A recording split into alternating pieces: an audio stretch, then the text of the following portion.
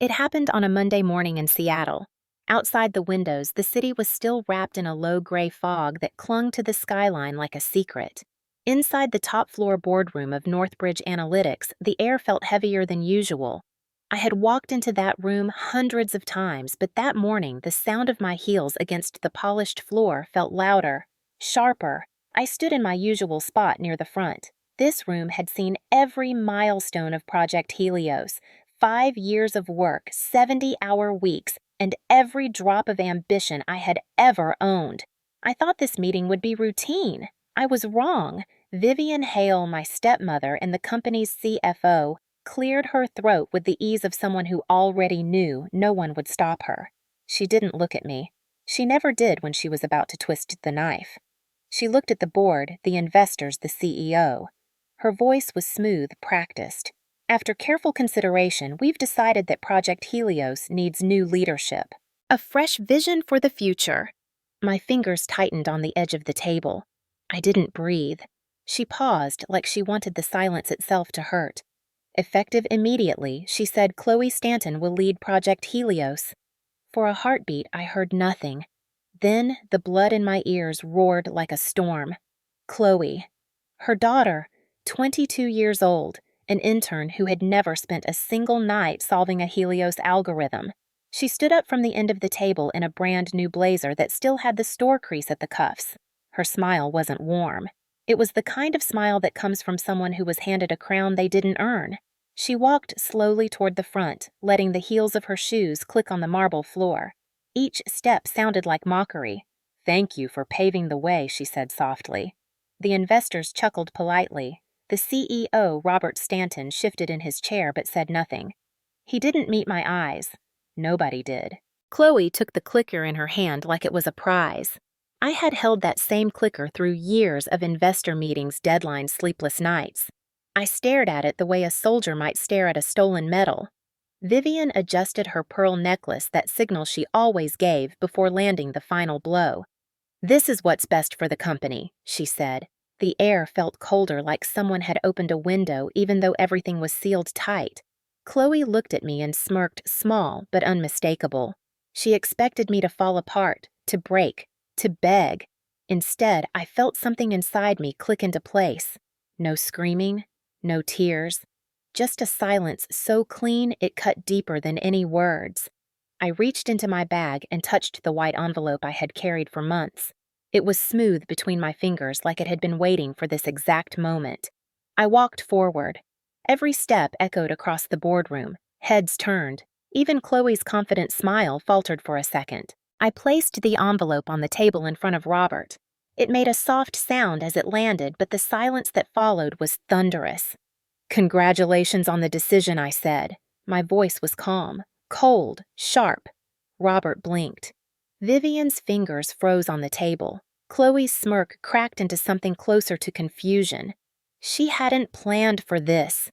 She thought I would fight to stay. She didn't understand that sometimes walking away isn't surrender.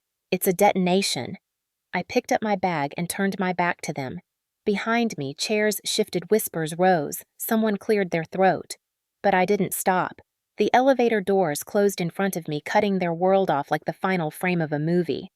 They had taken Helios from me, but they had no idea what they had just set in motion. One signature. That was all it would take. One signature to turn their empire into ashes. Before I tell you how that happened, tell me where you're watching from. And if you've ever had your work stolen, this one's for you. I was 10 years old when the silence in our house became louder than the sound of any storm outside. It was 2003, 2 months after my mother's funeral. The first time I saw Vivian, she wore a black dress and a red lipstick that didn't match the grief around her. She smiled at my father the way people smile when they've already decided to stay. My father, a brilliant but distracted software engineer, looked at her like she was the solution to the ache he couldn't name. To me, she looked like a lock on a door I couldn't open. She moved into our house on a hill outside Seattle before the flowers on my mother's grave had faded. At first, she tried to act kind, always with that practiced smile that never reached her eyes. She would braid my hair too tightly, correct the way I sat, comment on how I breathed too loudly. It wasn't cruelty that left bruises. It was control. Quiet, relentless, polished control. By the time Chloe was born 2 years later, Vivian no longer pretended. She didn't need to. She had my father completely.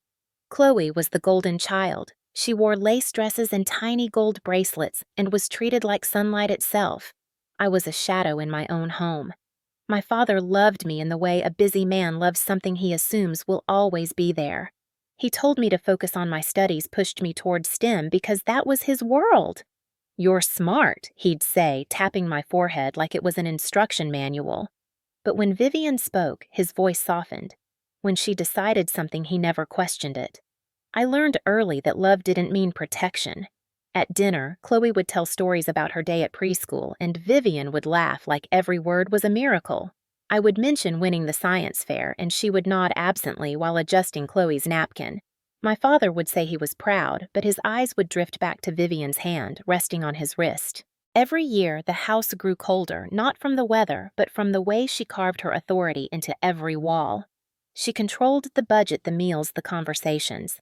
Even the sound of the television at night became something she decided. She was the kind of woman who believed power was best displayed in invisible strings. I spent most of my teenage years learning to exist quietly. My room became the only space that belonged to me.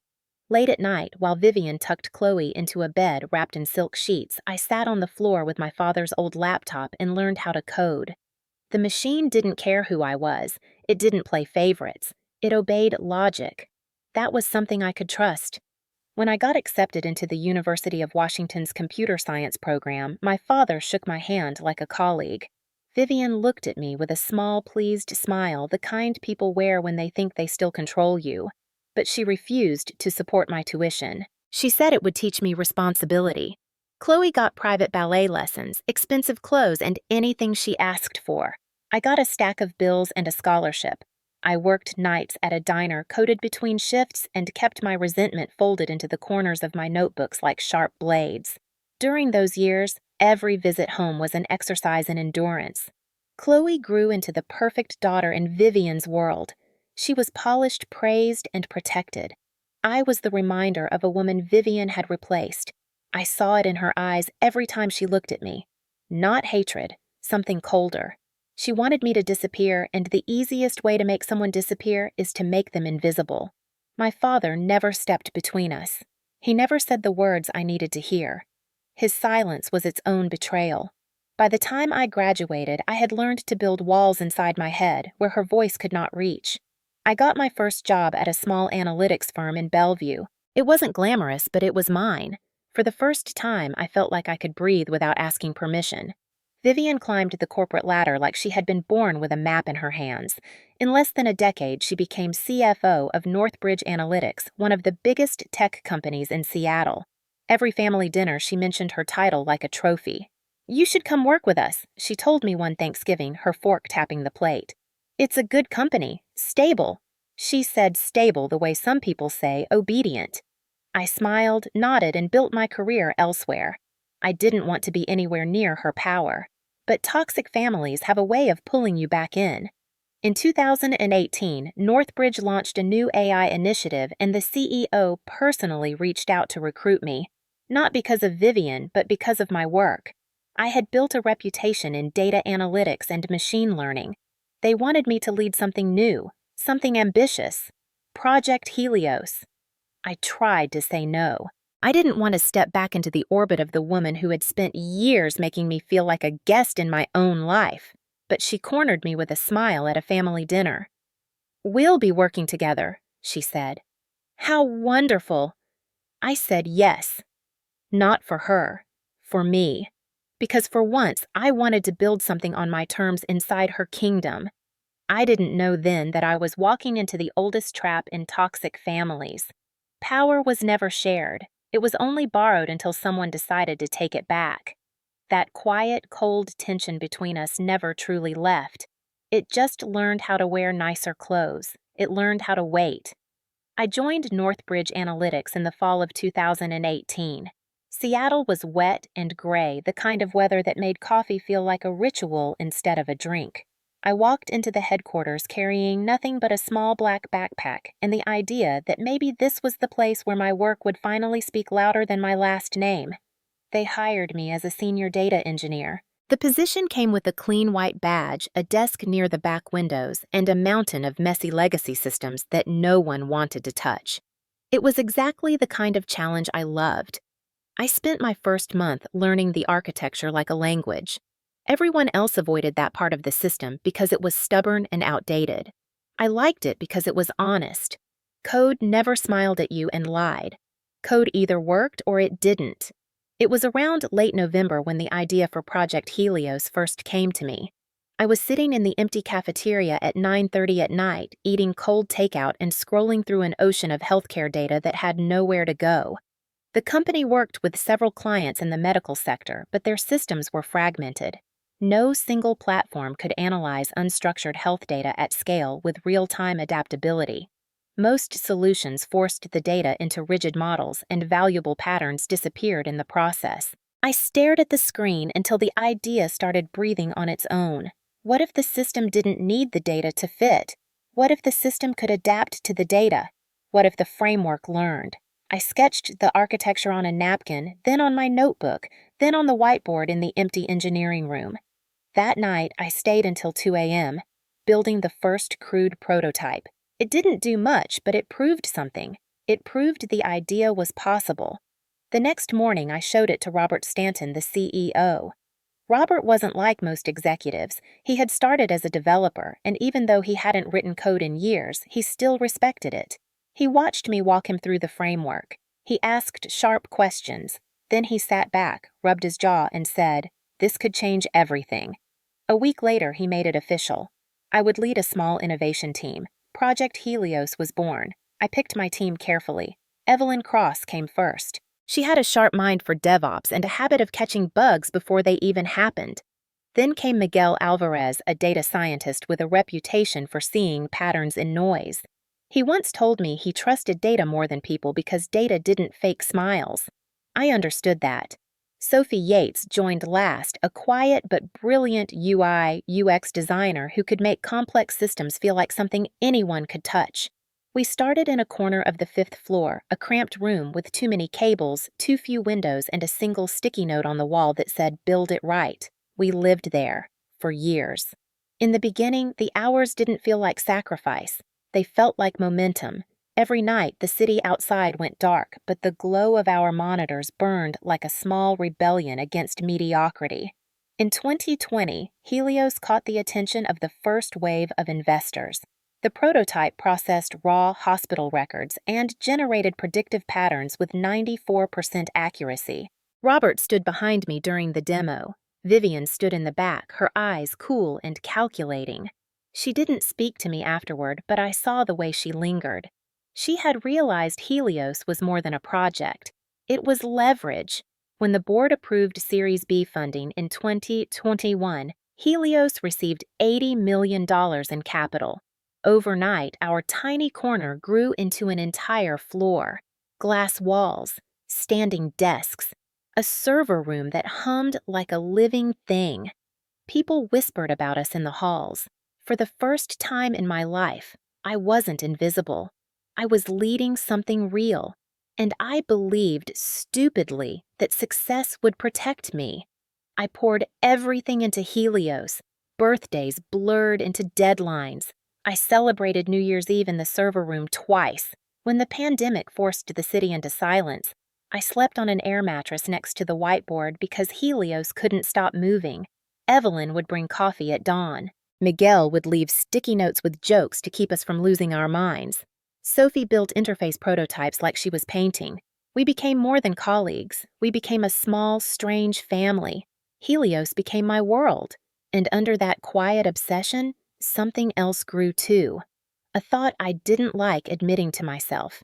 If I made Helios undeniable, if I made it so brilliant the world had to see it, maybe Vivian would finally have to respect me. Maybe she wouldn't be able to look through me anymore. I told myself it wasn't about her, but it was. At least a little. When you grow up in the shadow of someone who tries to erase you, proving them wrong becomes oxygen. By 2023, Helios wasn't just a project. It was the beating heart of the company. Every investor pitch started with its name. Every media headline called it the future of adaptive healthcare data intelligence. Robert called me the backbone of Northbridge. Vivian called me a strategic asset. I should have noticed the difference in language. I was still foolish enough to believe they meant the same thing. We won an Industry Innovation Award. I spoke at conferences. I turned down offers from Google and Amazon because I believed this was my home. I believed if I gave everything, it would be enough. I didn't know that in families like mine, power isn't earned. It's inherited. And no matter how much I built, Vivian was always waiting for the right moment to take what I made and give it to someone who shared her blood. I didn't see the trap, not yet. All I saw was Helios shining so brightly I thought no one could take it away. I was wrong. The first sign didn't look like a betrayal. It looked like an internship. It was late November of 2024 when Chloe walked into the Helios floor for the first time. The same floor I had built from a handful of sticky notes and sleepless nights now gleamed with polished glass and carefully curated plants meant to impress investors. Chloe wore a navy blazer too big for her frame, an expensive leather tote slung over her shoulder, and a smile that didn't reach her eyes. "I'm just here to learn," she said brightly, as if the room belonged to her already. Her title was Intern. She said it with an airy laugh, as though we all should know this was just the beginning. Vivian introduced her to the team in a tone that wasn't really an introduction.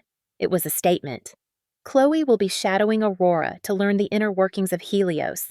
It'll be good exposure for her future," she said. Future. The way she said it made my jaw tighten. I forced myself to smile. I had worked too long to let a 22-year-old intern rattle me, but something in the way Vivian watched me as she said it made the air feel thinner. At first, Chloe stayed quiet. She sat in the corner during team meetings, typing on her laptop occasionally, asking shallow questions that didn't need answers. Evelyn joked that it was like having a student in the room. Miguel shrugged. Sophie ignored her. I tried to, too, but little by little she started to change the temperature of the room. She began attending meetings she wasn't invited to. One Tuesday, I walked into a weekly product strategy session and found her already there, sitting in my chair. When I hesitated in the doorway, she gave me a small smirk, the kind Vivian used to wear when I was a child, and she reminded me this wasn't my house. I told myself it didn't matter, but it did. 2 weeks later, I got a calendar invite for an executive investment meeting that I should have led. The invite was revoked an hour later. The explanation was logistics. I found out later Chloe was in that room. She didn't belong there. She didn't need to speak. Just being there was enough. People started looking at her differently. Vivian made sure of that.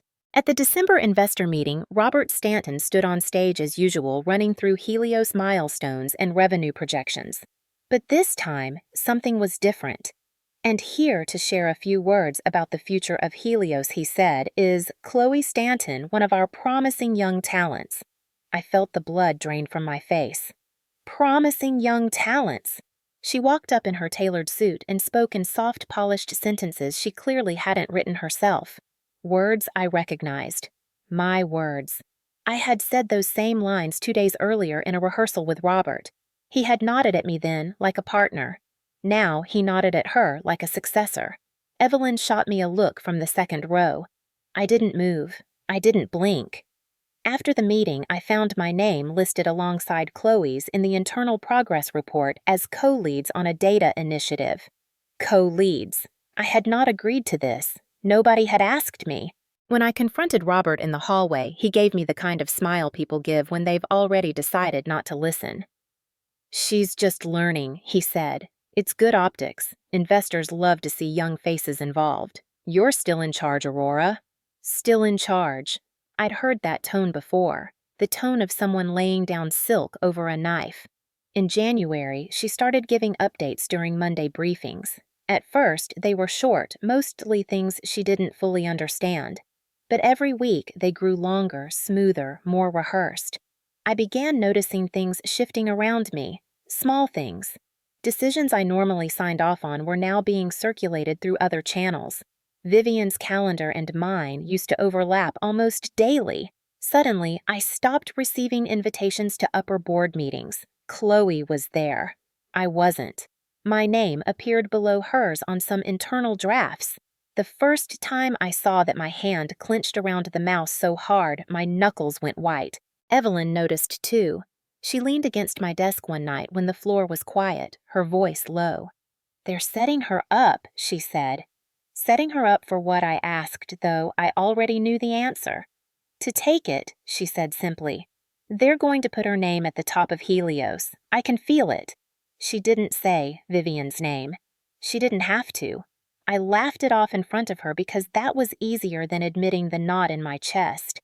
I told myself I was imagining things, that Vivian wouldn't dare, that Robert wouldn't let her, that the work mattered too much. But late at night, in the silence of my apartment, I couldn't ignore the way the ground was shifting under my feet.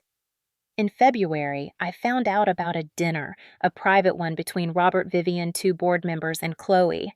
I wasn't invited.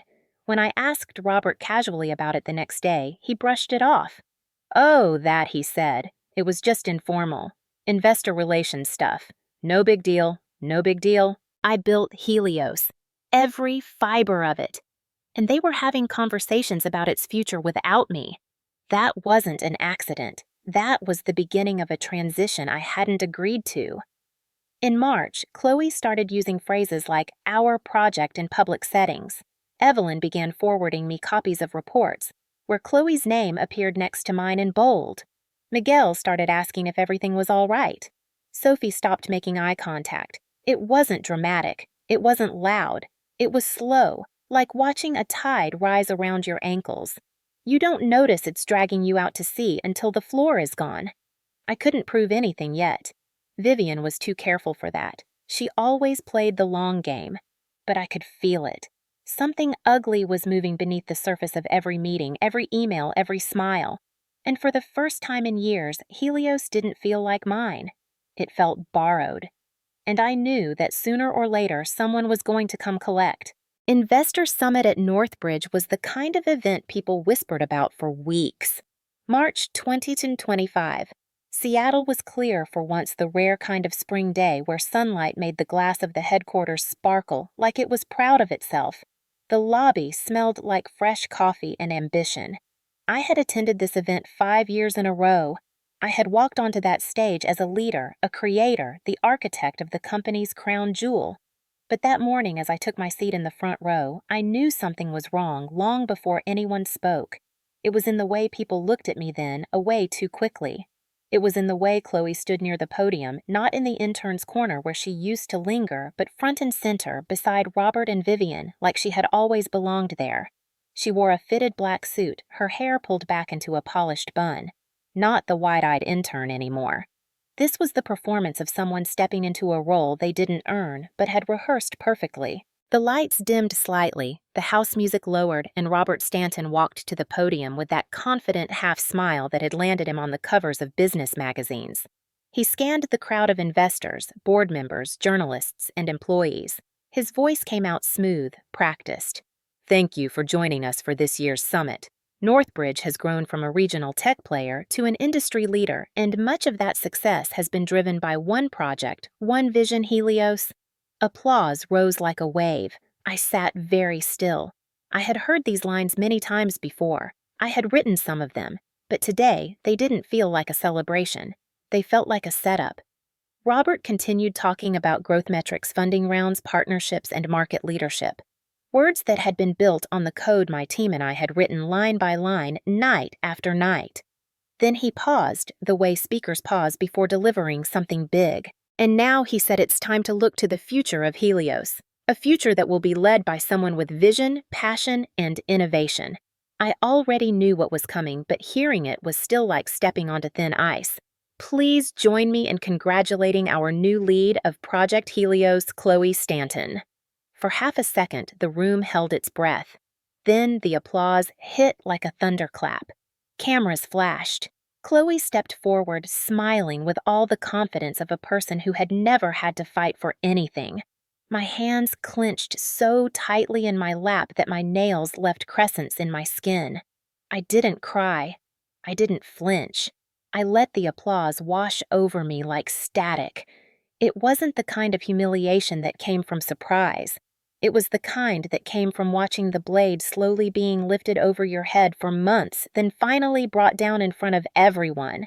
Vivian stood off to the side, beaming. She didn't even pretend to be neutral. She looked like someone presenting a daughter at a coronation. I noticed Evelyn's shoulders stiffen 2 rows behind me. Miguel leaned forward slightly, his jaw tight. Sophie didn't move. When Chloe reached the podium, the applause faded into a respectful hush. She placed her notes on the stand like a seasoned executive. She had practiced this moment. She had probably practiced in front of Vivian, who knew exactly how to shape a performance. Helios, Chloe began, has always been about pushing boundaries, about reimagining the future of healthcare data. Her voice was smooth, almost rehearsed to the syllable. I've been fortunate to work with an incredible team, and together we're going to take Helios to heights never imagined before. Heights never imagined before. I almost laughed out loud. She didn't know what it took to make Helios stand on its feet. She hadn't been there the night we found the adaptive framework breakthrough. She hadn't spent years rewriting architecture that wanted to collapse under its own weight. She didn't bleed for it, but she was the one on that stage. Investors clapped. A few executives I had worked with for years looked at me with awkward sympathy, the kind of look you give someone at a funeral when you don't know what to say. Evelyn whispered something to Miguel. His jaw tightened even more. Sophie stood abruptly, grabbed her bag, and walked out without looking back. Chloe didn't even notice. She was too busy basking in the lights. Vivian's face glowed with victory. I sat there and smiled, a small, almost invisible smile. Not because I felt fine, because I refused to let them see me break. Robert wrapped up the announcement with a few sentences about strategic vision and next chapter. Vivian stood beside Chloe as they shook hands with investors. The photographers circled like vultures, sensing a story. I stood slowly, straightened my blazer, and slipped out of the front row. Nobody stopped me. Nobody even noticed me leave. That was the part that hurt the most. Not the betrayal, the erasure. In the hallway, the noise from the summit echoed through the walls like distant thunder. I leaned against the cool glass window and stared at the city below. Seattle had always felt like a place of possibility for me. Now it just felt small. Evelyn found me minutes later. She didn't speak at first. She didn't need to. Her eyes said everything. I saw it coming, she whispered finally. But I didn't think they'd actually do it this way. They did, I said. My voice was steady, almost too steady. They wanted a show. She clenched her jaw. She doesn't even understand the system. She doesn't need to, I said. She has Vivian. Miguel joined us a few minutes later. He looked angrier than I'd ever seen him. That was a damn joke, he muttered. This is her name on something she didn't build. You built it, Aurora. Everyone knows it. Knowing doesn't matter, I replied. Ownership does. We stood there in that hallway as the applause inside continued. I could hear the muffled announcement of new partnerships, expansion plans, the bright future they were painting with stolen colors. And I knew something inside me had shifted. This wasn't a misunderstanding. This wasn't miscommunication. It was a takeover. Slow, surgical, brutal. When the event ended, I didn't stay for handshakes or polite conversations. I walked back to my office. My desk was still covered with blueprints, design notes, server projections, and late-night coffee stains that told the story of a life I had built brick by brick. I opened my drawer and pulled out the white envelope I'd written months before. My resignation letter. My fingers traced the fold as if it had been waiting all this time for this exact moment. I didn't feel rage, not yet, just clarity. They wanted me gone. Fine. I would give them exactly what they wanted, but on my terms. The sound of distant laughter floated in from the summit hall. I slid the letter back into the drawer for now. Not yet. Not here. They expected a reaction. A scream. A fight. I would give them silence, the kind of silence that makes walls crack. As the building emptied for the evening, I sat alone in my office watching the skyline shift from day to night. My reflection in the window didn't look broken. It looked like someone who had nothing left to lose. And when you have nothing left to lose, you stop playing by their rules. I leaned back, whispered to myself. They just made their biggest mistake and turned off the lights. Before I tell you what happened after I walked away, I want to ask you something. Would you have walked away too, or burned everything down? The week after the summit, the office felt colder. Or maybe it was just me. People greeted me with careful smiles, the kind you give someone who has lost something and you don't know whether to say sorry or pretend nothing happened. Chloe was suddenly everywhere. She walked the halls like she had been born for this place. Vivian floated beside her like a queen escorting her heir. I didn't argue. I didn't raise my voice. I didn't even correct the subtle rewriting of history happening in front of me. Instead, I smiled. Quiet. Controlled. It made them believe I had accepted defeat. That was exactly what I wanted them to believe. The day after the announcement, I went home and opened a folder I hadn't touched in years. It contained every legal document I had signed when Project Helios became an official initiative. I had spent years building something so complex that most people at Northbridge didn't fully understand where it began or ended, but I did.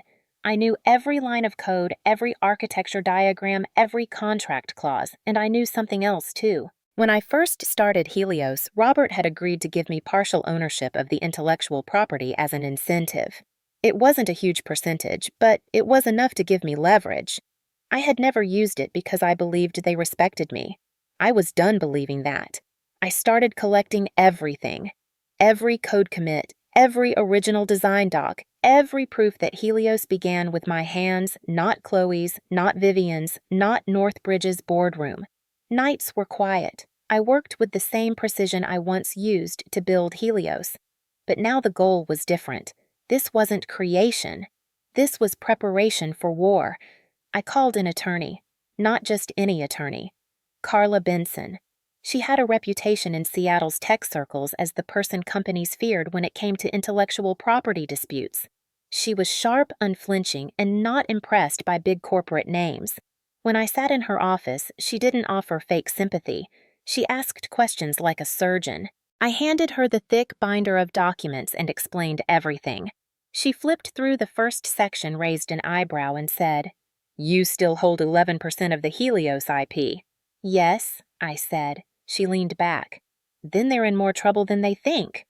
For weeks, while Chloe rehearsed for investor briefings and Vivian preened like a peacock, I was quietly fortifying my walls. Carla drafted the first legal notice, a formal letter outlining my rights as partial IP holder and reminding Northbridge that any commercial use of Helios without my written consent could trigger a withdrawal clause. It was buried deep in a section no one but the original architect would know how to use. The company thought they owned everything. They didn't. They owned everything except the piece that mattered most, and that piece belonged to me. While the lawyers worked, I built my own quiet alliance. Evelyn was the first to show up at my apartment one evening with 2 cups of coffee and a look that said more than words. "I'm not staying here without you," she said. Miguel joined next. "I can't work for them," he muttered. "I built too much of this with you to watch them give credit to her." Sophie returned 2 weeks after she walked out of the summit. She had been quiet, watching from the outside. But when she knocked on my door, I saw the same steel in her eyes that I felt in my chest. "If you're going down," she said softly, "I'm going with you." We didn't make speeches. We didn't talk about revenge like something cinematic. We just made plans. Evelyn began backing up server logs. Miguel compiled algorithmic test data. Sophie organized interface documentation. Everything legal. Everything clean. We weren't thieves. We were the builders reclaiming what was ours. Inside the office, I became a ghost with a smile. In meetings, I nodded as Chloe mispronounced terms she didn't understand. I even offered her polite encouragement. Vivian mistook my silence for surrender. She saw what she wanted to see. To someone like her, victory always looked like obedience. Robert barely looked me in the eye anymore. It was easier for him that way. If he acknowledged what was happening, he'd have to admit the ugliness of it. He liked to live in illusions built out of business language and investor praise. I gave him that illusion a little longer. One afternoon, Vivian cornered me in the hallway. Her perfume was sharp, cloying. "I'm glad you're handling this so gracefully," she said, tilting her head in that way she used to when I was 10 years old and she thought she owned the world. "I know this transition isn't easy." I met her gaze and smiled. "It's not," I said, "but transitions rarely are." She left thinking she had won. That was her mistake.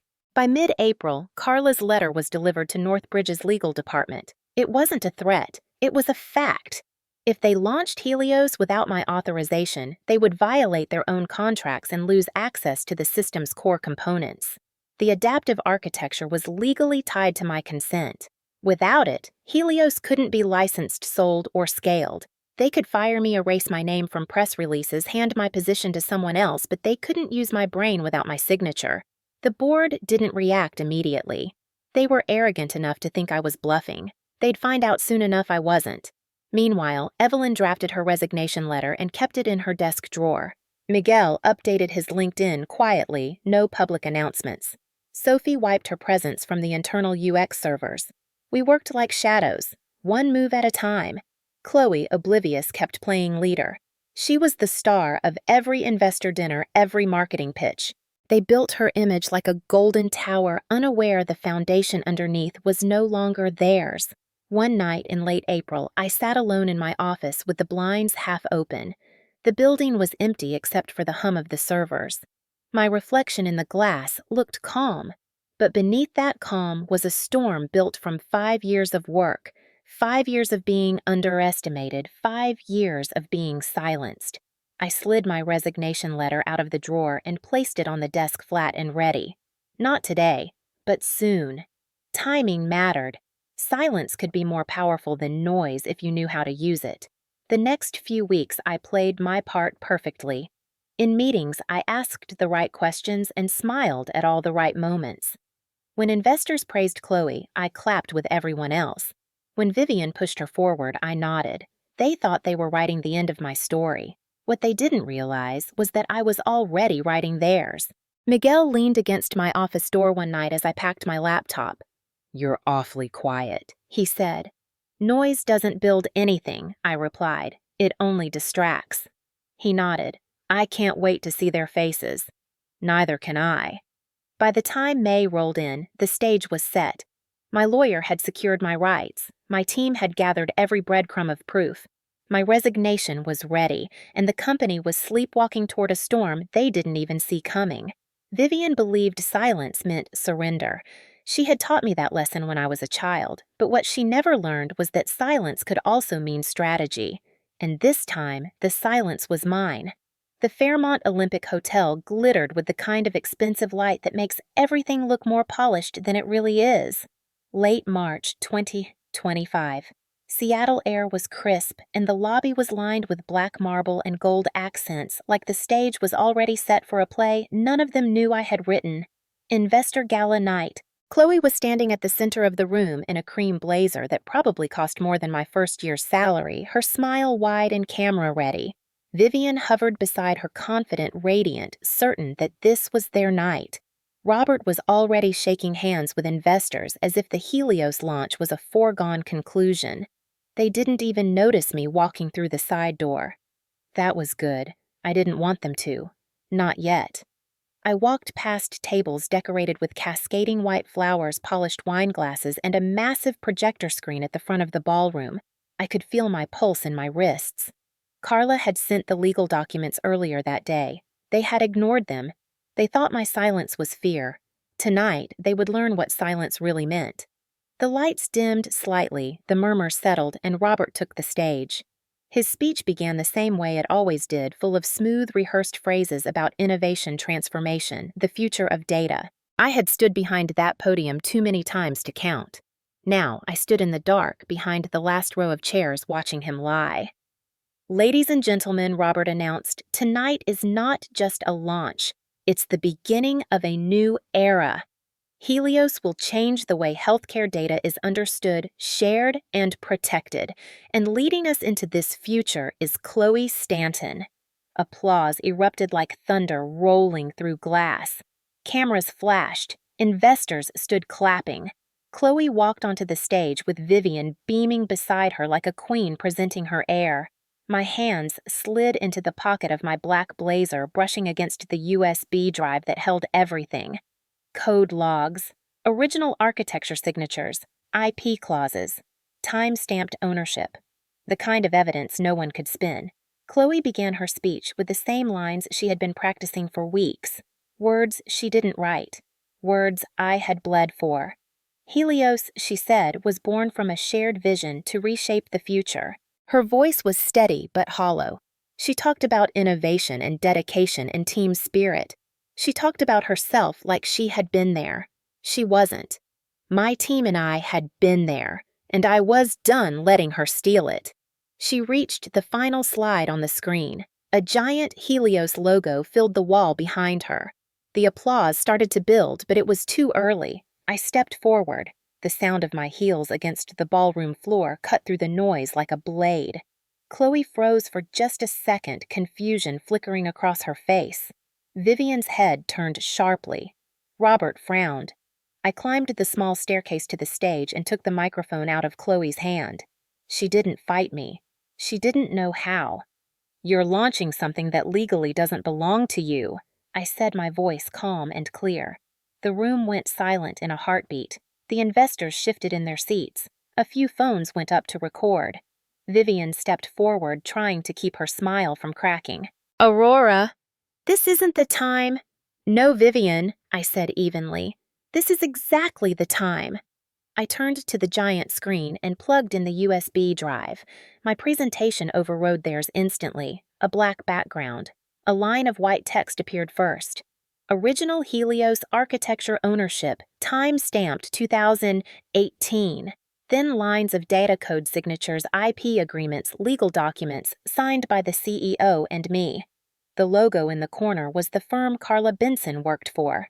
When the next slide came up showing the clause that gave me legal ownership over the core architecture, a murmur rolled through the crowd like a shockwave. Robert's face paled.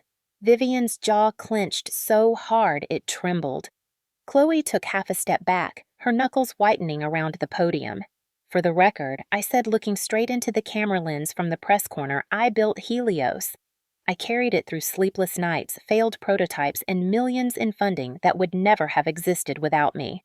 And I can bury it if I choose to." Gasps echoed across the room. Investors were leaning forward. Journalists were scribbling notes like their lives depended on it. Section 4.2 of the original development agreement states that no part of the adaptive architecture can be commercialized or deployed without my written consent. I continued advancing the slides one by one. "That consent has not been given. That consent will not be given." Chloe's voice cracked as she whispered, "You can't do this." I turned to her, meeting her eyes for the first time that night. I already did. The last slide appeared. It was the signed clause, Vivian's own signature under mine, granting me veto power over launch. It wasn't revenge. It was fact. Vivian stepped toward me, then her voice, low venom barely contained. "Aurora, think about what you're doing." "I've been thinking about it for 7 years, I said. Robert tried to intervene. "We can discuss this privately." "No," I cut in my voice, slicing through his sentence. "You tried to erase me publicly. You'll face me publicly." Cameras clicked like machine gun fire. Investors started whispering in tight circles. This was not the triumphant launch they had promised. This was a legal earthquake. One of the investors raised his hand, his voice booming. "Are these documents legitimate?" "They are," I said, "and you'll find your legal teams will confirm it in less than an hour." Robert's face had gone from pale to chalk. Vivian had stopped pretending to smile. Chloe's eyes filled with tears, the reality finally catching up to the performance. "What do you want?" Vivian hissed. I looked at her calmly. "Nothing from you. I let that hang in the air. I just came to remind everyone in this room who built Helios, and to make sure none of you forget it again." The silence after that was heavier than any applause. Someone from the legal team rushed toward Robert, whispering frantically. One of the biggest investors put his pen down and walked out without a word. Another followed. Chloe wiped her cheek mascara smudging. Vivian's face was carved in disbelief. She had built this night to crown her daughter. Instead, she had handed me the stage. I leaned into the microphone one last time. "I built Helios. I carried it. And I can bury it." The words rang through the ballroom like a verdict. Then I stepped back, unplugged the USB, and walked down the stairs while the cameras followed me. Behind me, I could hear the rising noise shouting hurried footsteps, legal panic. But I didn't turn around. I walked out through the same side door I came in through. Seattle night air hit me like clean water. I inhaled slowly. It wasn't victory I felt. It was something colder. Justice. If someone stole years of your work, what would you do? The morning after the gala. Seattle was gray again, the kind of gray that seeps into everything. But inside Northbridge, it wasn't the weather that made the air heavy. It was the silence. No launch. No champagne. No congratulations. Only panic. The emails started flooding in by 8. Investors who had once shaken hands like they were sealing fate were now backing away like they'd touched a live wire. After careful consideration, we are withdrawing our commitment, one email said. Another was colder. We have decided to terminate our involvement with Northbridge effective immediately. By noon, more than half of the major investors had pulled out. The rest scheduled emergency calls.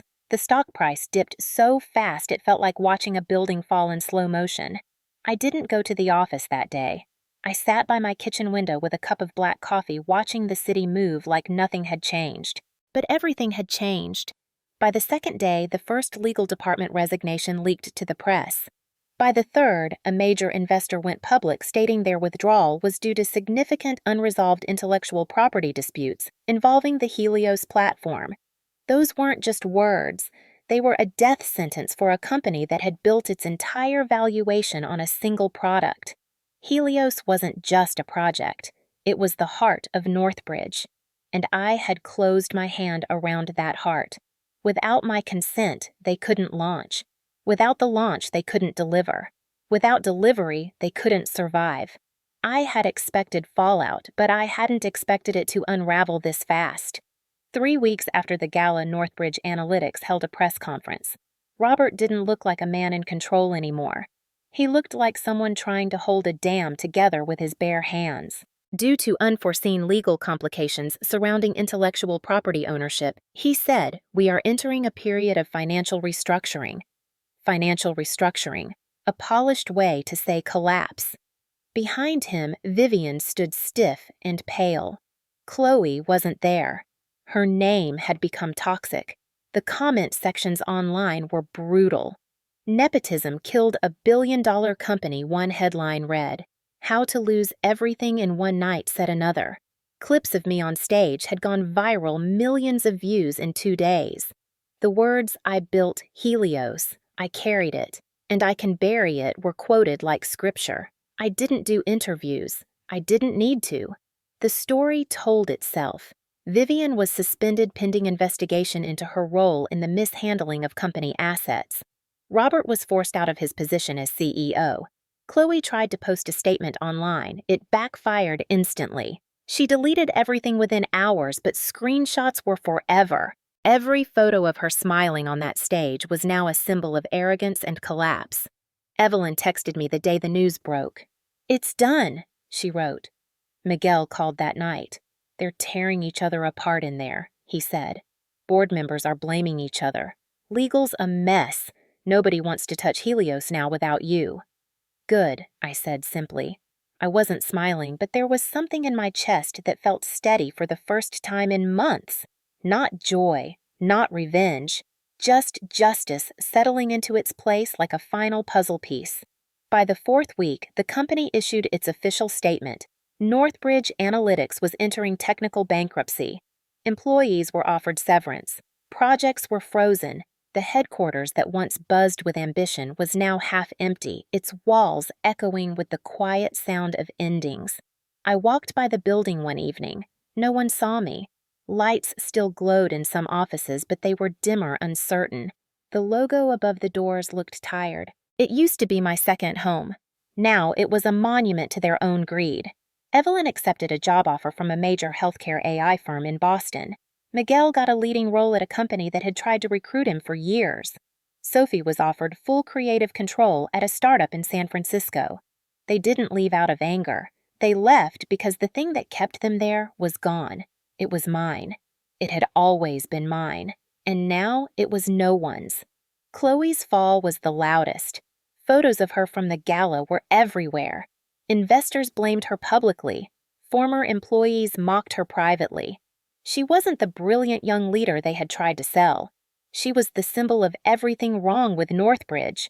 She disappeared from the industry chatter within weeks. Vivian faced hearings with the board, and word spread fast that she would never work in corporate finance again. Robert slinked away to whatever consulting job he could find, his reputation shredded. I didn't attend any of it. I didn't stand outside their crumbling walls. I didn't need to. I had already won. I packed 2 suitcases, canceled my lease, and disappeared from Seattle without leaving a forwarding address. No dramatic exit. No speech. Just quiet. I bought a train ticket to Portland. It was a rainy afternoon, the kind of gray I used to dread, but now found strangely peaceful. As the train moved south, I watched the city shrink through the window. The skyline blurred and faded behind me like a chapter closing. It wasn't triumph that filled me. It was something sharper, cleaner, the satisfaction of knowing they had destroyed themselves with their own greed. I had only held up a mirror. The collapse of Northbridge was written the day Vivian decided to crown her daughter instead of respecting the person who built the empire. All I did was let gravity finish the work. 3 weeks. That was all it took. 3 weeks for a company worth hundreds of millions to fold because they underestimated the quiet woman who wrote their future. Me. I stepped off the train that night in Portland. The air smelled like rain and cedar. Nobody knew my name there. And for the first time in years, that felt good. It was late August when Vivian found me again. Portland was quieter than Seattle. Less noise, less ambition, more sky. I had built a small life in those 5 months, one without glass offices or cameras, or the sound of other people trying to take what was mine. I had a 1-bedroom apartment near the river, a morning routine that involved strong coffee and silence, and a job offer I hadn't decided to take yet. For the first time in years, my life was my own. So when I walked into that cafe on the corner of Hawthorne Boulevard and saw her sitting at a table in the back part of me, almost didn't recognize her. Vivian Hale had always been a woman made of angles and steel, polished and sharp, always in control of the temperature in any room she entered. But that morning she looked smaller. Not physically, but in the way power fades when the spotlight moves away. She was wearing a dark blazer, but it didn't carry the same weight anymore. Her hair was pulled back too tightly, as if she was trying to hold the last threads of control together. She stood up when she saw me, but I didn't speed up my steps. I walked toward her table with the kind of calm I never had when I was a child in her house. She gave a tight smile, the kind people wear when they know they no longer have the upper hand. "Aurora," she said, her voice soft but brittle. "Thank you for coming." "I didn't say I was staying," I answered. I sat down across from her anyway, mostly out of curiosity. She looked around the cafe nervously, as if expecting someone to recognize her. Nobody did. Nobody here cared who Vivian Hale used to be. "I know you have no reason to listen to me," she began, fingers twisting the edge of her napkin. "But I need your help." I didn't react. She searched my face for something: anger, pity, maybe nostalgia. She wouldn't find any of it. "Helios," she said finally. "We can bring it back. With you. We can rebuild it. You built it once. You can do it again. This time it would be yours. Truly yours." I almost laughed, not because it was funny, but because it was so predictable. 5 months ago, she stood on a stage and watched her daughter take credit for my life's work. 5 months ago, she smiled while investors applauded a theft. Now she sat across from me like a beggar. "Helios is dead," I said evenly, "and it should stay that way." Her voice cracked the first fracture I had ever heard from her. "Please, Aurora. You know what happened? It was complicated. We made mistakes." "No," I said. "You made choices." She flinched at that. I took a slow sip of my coffee. She kept talking. "The company could have survived if we had worked together. The investors walked because they saw exactly who you were," I cut in. "And I let them." She inhaled sharply. Her hands trembled on the table. "This isn't just about the company. This is about our family." That word almost made me laugh again. Family. She'd used it like a weapon all my life to control, to guilt, to bind me to a house that never felt like home. "Family," I repeated softly. You mean the family where I was the problem and Chloe was the princess, the one where you decided I was never enough. She didn't answer. She didn't need to. The silence was enough. I leaned back in my chair. You didn't lose Helios because of me. You lost it because you believed your daughter's last name mattered more than my work. Vivian's eyes glistened, not with real remorse, but with the sting of consequence. She had built her entire identity around control, around being the woman who always won. Now she was just a woman sitting in a cafe in a city where no one cared who she used to be. Chloe misses you, she said weakly. She sent you an email. I know, I said. I read it. A short, pathetic apology. Words like sorry and misunderstood and we didn't mean to hurt you. She wanted forgiveness, not because she regretted what she'd done, but because her world had crumbled without me in it. She's young. Vivian continued, grasping at the air. She didn't know better. I stared at her. She was 22, Vivian, not a child, and she knew exactly what she was taking. Vivian swallowed hard, her shoulders starting to shake. It was the first time I'd ever seen her small. She wasn't a CFO or a stepmother or a queen anymore. She was just a woman who had burned everything down and was now standing in the ashes, realizing there was nothing left to control. Please, she whispered, help me fix this. I set my cup down slowly. I looked at her the way a survivor looks at the wreckage of the place they escaped. You taught me to survive without you, I said quietly. And now I will. I stood up. Vivian's eyes widened like she thought there was still a version of me that would bend the way I used to as a child, but that girl was gone. I turned to leave and her voice broke behind me. Aurora, please! When I glanced back, she was sinking into the chair, hands gripping the edge of the table, mascara running faintly at the corners of her eyes. For the first time, she didn't look like the woman who ruined my life. She looked like a consequence. Outside, Portland air was warm. A small breeze rustled through the trees lining the street. I walked without looking back. I didn't need to see her breaking. I had spent years learning to live with her shadow. Now I was learning how to live without it. Chloe's apology email sat unread in my inbox after that day. I didn't reply. I didn't need to. Some endings don't come with words. They just come with the sound of a door closing behind you and the steady rhythm of your own footsteps moving on. Vivian had finally learned what it felt like to ask for something she couldn't buy, bully, or manipulate her way into. And I had finally learned what it felt like to walk away without flinching. By September, the rhythm of my life no longer carried the sound of boardrooms and blinking server lights. It was quieter now, almost disarmingly so. Portland had a way of swallowing noise without asking for anything in return. The mornings were slower, not the suffocating kind of stillness I used to fear, but something softer like air that didn't belong to anyone else. I'd wake to the sound of the river outside my small house, the sunlight slipping in through the thin curtains, and for the first time in years, I didn't feel the weight of a company sitting on my chest. I bought the house in July. A small 2-bedroom on the east side with peeling paint and uneven floors that creaked when I walked. It wasn't impressive. It wasn't Helios. It was mine. The backyard opened onto a quiet stretch of the river, and in the evenings I'd sit on the old wooden steps with a cup of tea watching the water carry the last of the sun's reflection away. It was peaceful in a way I never thought I'd have again. When Evelyn called and asked if I wanted to work with her and Miguel at their new startup, I hesitated at first. I wasn't ready to build another empire. I wasn't interested in crowns or applause. But she laughed softly on the other end of the line and said, "We don't want a Queen Aurora. We just want a partner. Someone who actually knows what they're doing." That was enough. The company was small. A real startup, not the polished facade Northbridge had become. 10 people in a refurbished warehouse near the river, whiteboards covered with ideas that might fail. Laptops stacked on folding tables, the smell of burnt coffee and ambition still raw around the edges. I walked in on the first day wearing sneakers instead of heels, my hair pulled back. No title on my name badge except technical advisor. No cameras.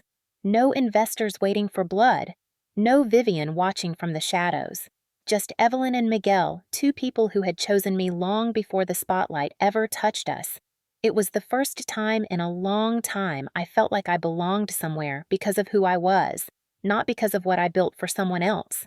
My role wasn't about control. I wasn't leading an empire.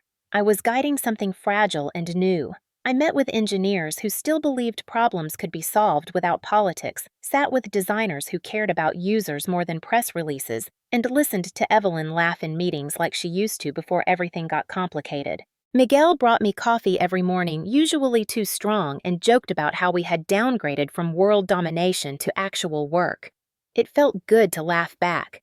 Outside of work, my life started to rebuild itself in quiet ways. I signed up for a beginner's yoga class at a small studio down the street. At first, it felt strange to be in a room where nobody knew me, where the only thing that mattered was whether I could breathe into a stretch. I made friends, not networking connections, actual friends. I ran into an old college roommate one afternoon in a bookstore, and by the end of the week, we were having dinners like no time had passed. I planted herbs in my backyard. I stopped checking my email every hour. Vivian, meanwhile, was nowhere near my orbit anymore. By late fall, news broke that she was under investigation by the SEC for financial misconduct tied to her time at Northbridge. I didn't celebrate it. I didn't need to. Her downfall didn't belong to me anymore. It was just the universe doing what it does when someone builds their entire life on manipulation. Chloe vanished from the tech scene entirely. No more headlines, no LinkedIn updates, no conferences. Her name became a cautionary whisper in boardrooms and incubators. The intern who took credit for something she didn't build. People didn't talk about her with anger anymore. They talked about her with the detached tone reserved for tragedies that could have been avoided.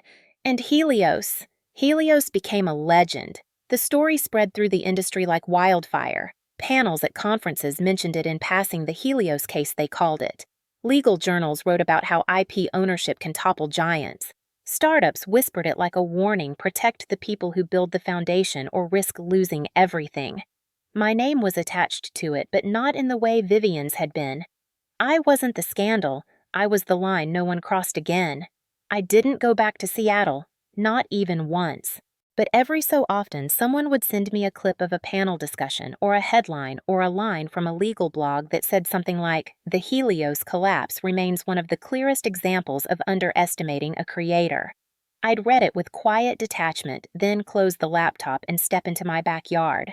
The river never cared about Helios. It just kept moving. On weekends, I started taking walks with Sophie, who moved to Portland after a few months at her new job in San Francisco. She liked the calm here, the lack of performance. She said it felt like breathing after holding her breath for too long. Sometimes Miguel and Evelyn joined us and we'd sit in the grass near the water talking about everything except work.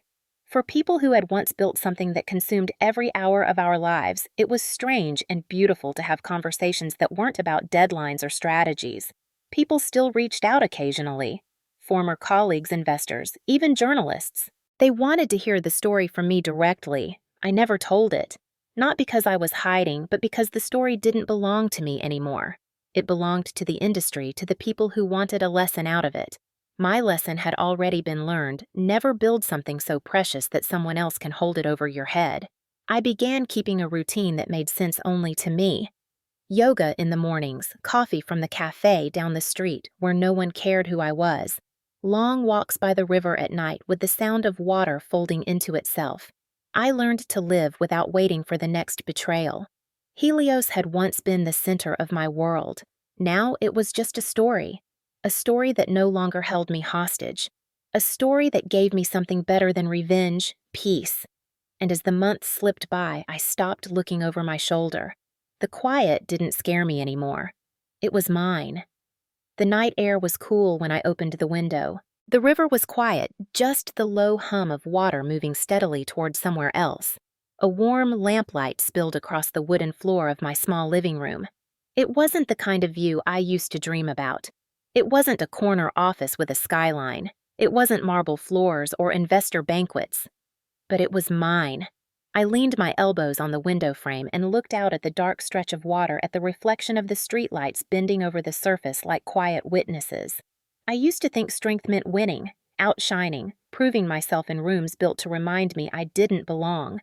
I thought I had to fight for their approval. But I learned something much colder, much clearer. Real strength isn't screaming until they listen. It's walking away and letting the truth do the screaming for you. I had spent years being the girl in the shadow of my stepmother, the quiet, obedient one, the one who did the work and let others take the credit because that was what was expected. I built an empire with my own hands and watched them try to hand it to someone else like it was a gift to be wrapped. But in the end, I didn't have to throw a single punch. All I did was take back what was mine. I walked away and they burned their own house down. Vivian always believed control was power. She never understood that power lives in the hands of the person who built the foundation, not the ones who simply claim it. Chloe thought she could step into my shoes without ever walking the road that forged me. Robert thought silence meant weakness. But silence can be the loudest sound in the room if you know when to use it. People ask me if it felt good to watch them fall.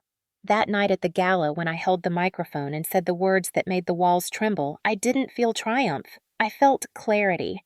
A clean, sharp kind of clarity that comes when you finally stop trying to make people see your worth and start protecting it yourself. Helios wasn't just a project. It was proof that my voice mattered even if they tried to bury it. And when I finally stopped begging to be heard, the world did exactly what it was always going to do. It saw the truth. Now the house is quiet. The river moves. My life belongs to no one but me.